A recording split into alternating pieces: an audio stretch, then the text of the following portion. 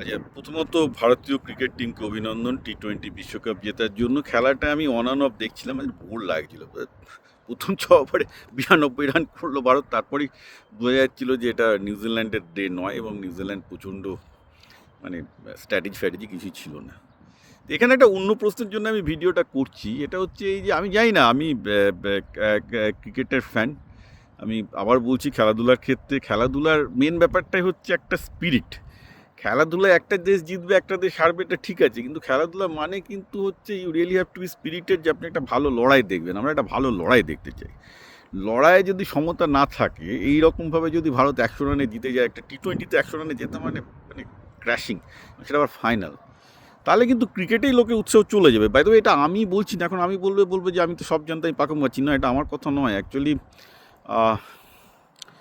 কিছুদিন আগে Michael holding, যিনি সর্বকালের অন্যতম সেরা পেস বোলার ওয়েস্ট ইন্ডিজের, আমি যেহেতু ওয়েস্ট ইন্ডিয়ান খবর একটু বেশি রাখি আমার অন্য কাজের জন্য, তিনি এই কথা বলেছিলেন যে ভারতের জন্য ক্রিকেট ধ্বংস হয়ে যাবে।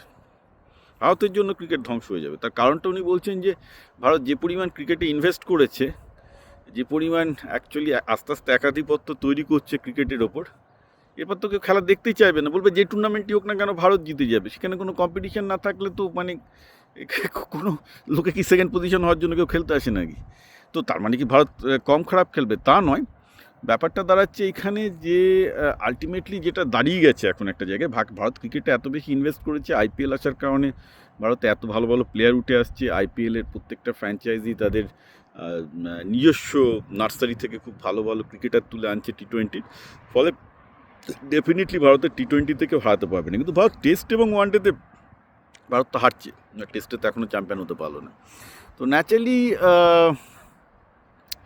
এটা কিন্তু একটা খুব ইন্টারেস্টিং ব্যাপার যে ভারতের টি-20তে যে পরিমাণ ইনভেস্টমেন্ট হয়েছে, যে পরিমাণ টি-20 প্লেয়ার তুলে এসছে, বাইরে সেই পরিমাণ টেস্ট প্লেয়ার কিন্তু ওঠেনি, বা সেই পরিমাণ টেস্টে ভারত এখনও সংগ্রাম ফাইট করছে, খুব ভালো খেলছে। আবার আমি বলবো যে not the top, but fight করছে, ভালো ফাইট করছে, টপ লেভেলে ফাইট করছে।